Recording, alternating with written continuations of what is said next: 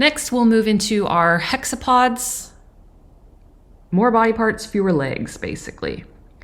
The hexapods are the largest and most important class of arthropods, and they make up approximately 70% of the known species of animals.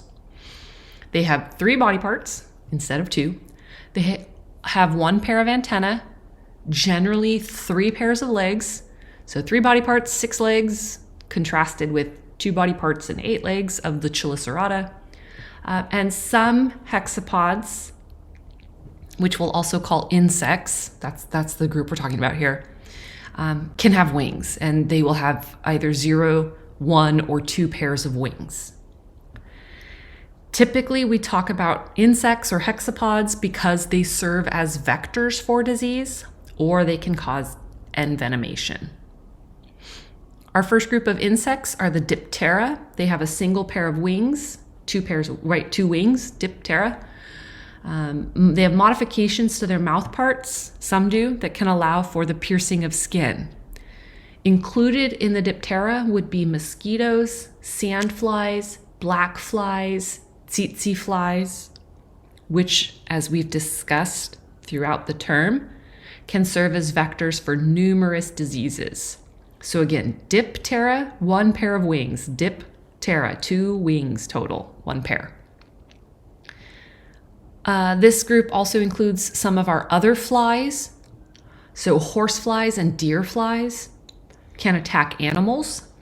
That's why the horsefly and deer fly. They can attack people too, but mostly they attack animals. They can serve as mechanical vectors. Remember, we talked about a mechanical vector where it's not that the fly is transmitting the disease because the disease is inside of the fly.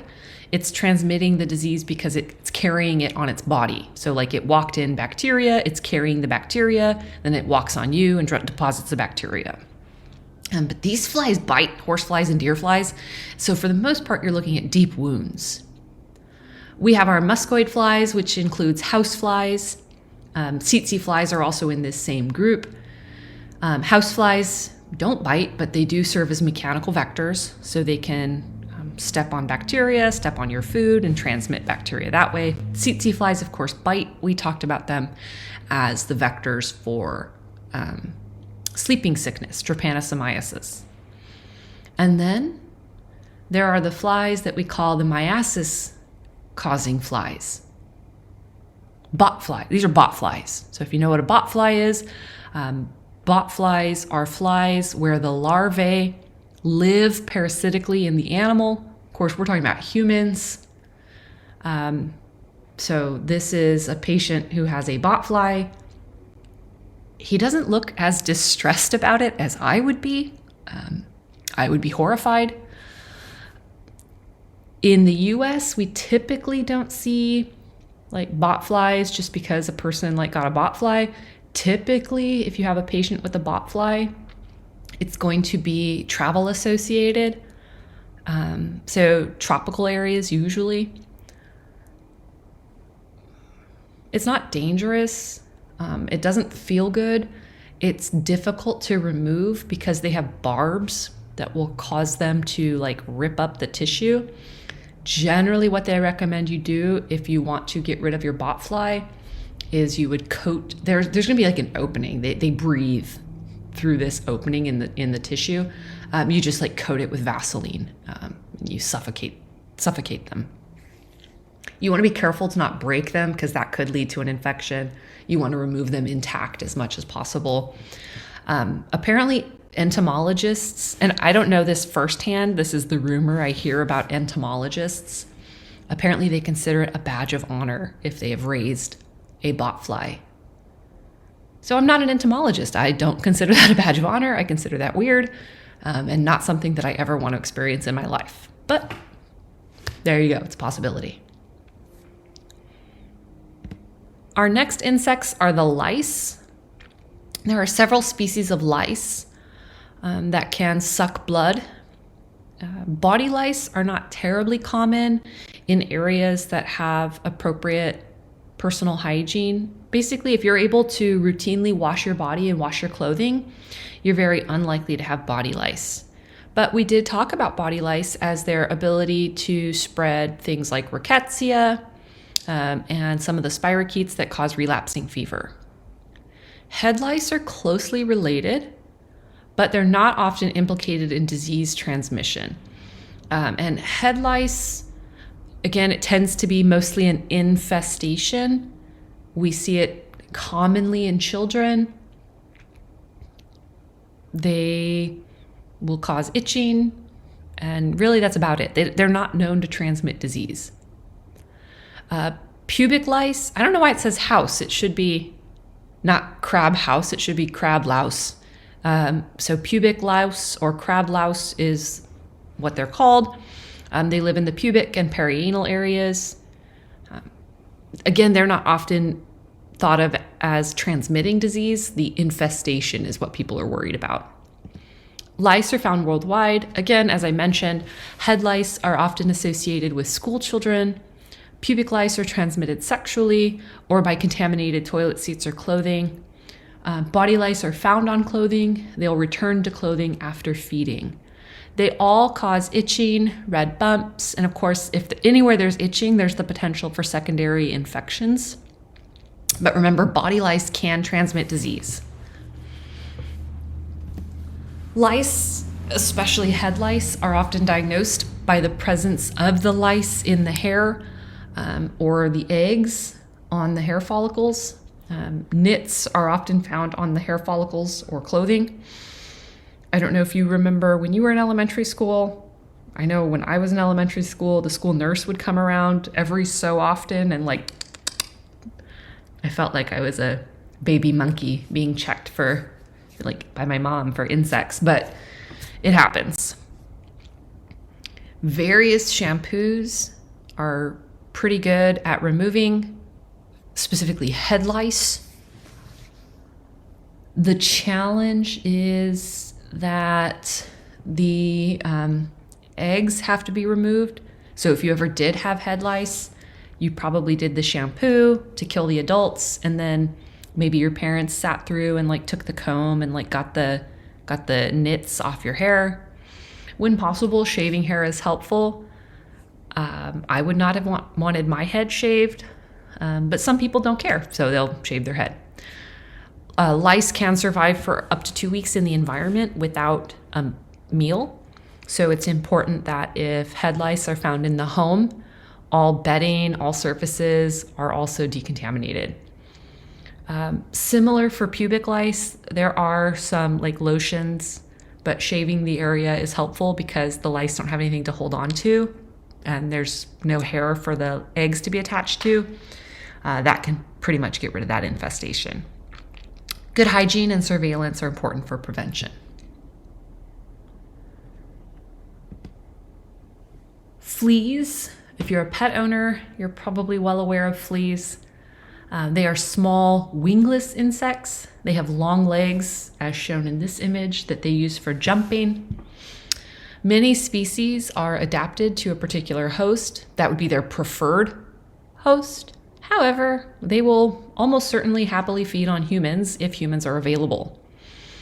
There are a specific type of flea that will burrow into human skin, but for the most part, they're content to just kind of bite and then walk around. We have talked about fleas as vectors for disease. Fleas can transmit plague, typhus, and various tapeworms. What we would see in a patient who's been bitten by fleas, let's say a human patient, not an animal, itchy red bumps. Generally on people, you won't see the fleas. This would be if the fleas were in bedding, or if you were sitting next to your dog and they kind of jumped off and bit you and then went back. There are lots of commercially available insecticides and preventatives. One thing to be cognizant of is that some fleas have developed insecticide resistance. So when we first moved to Fresno, we had different cats than the ones we have now. Our cats were all old and they've all since passed away. But one of them just kept itching and itching. And I thought that was so weird because we had them on flea preventatives. So I didn't know what was causing him to itch. So I took him to the vet. We had him on Frontline specifically. And I was very good about giving the Frontline at the recommended interval. Like, there was no reason this cat should have fleas. So I took him to the vet. I said, I don't know why he's itching. And the vet was like, he probably has fleas. And I really liked the vet. And I told her, I was like, no, he's on Frontline. And she was like, okay.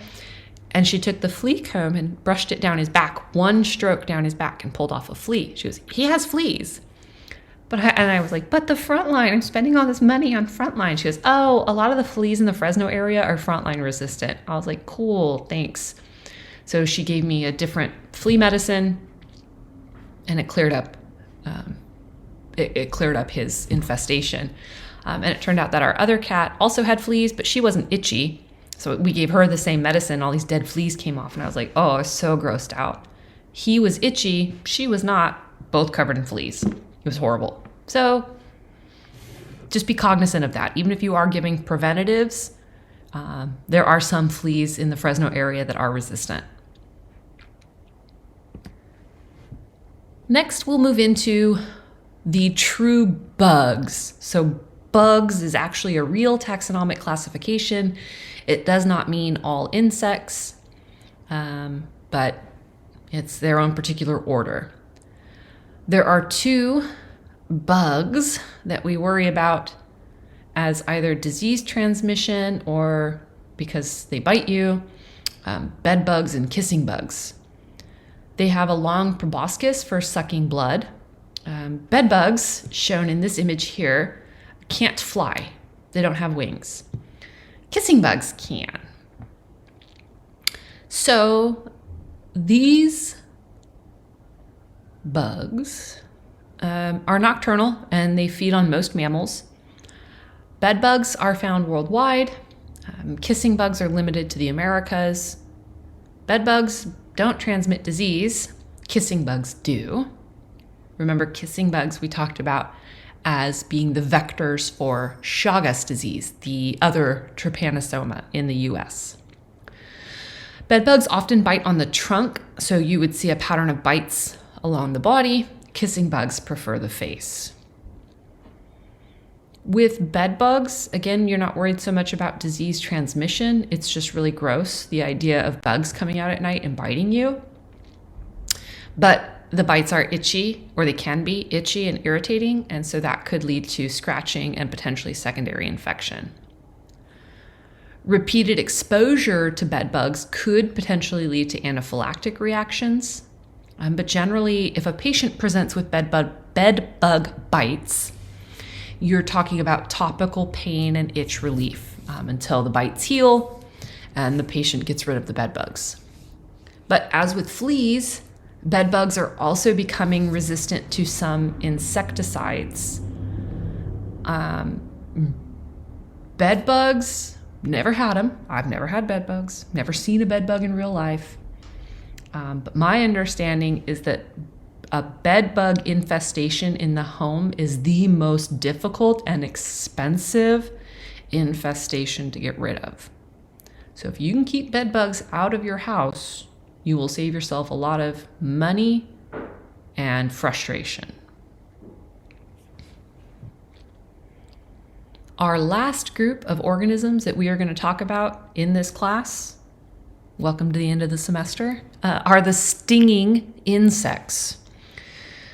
Stinging insects belong to the order Hymenoptera, and that would include bees, ants, wasps, etc.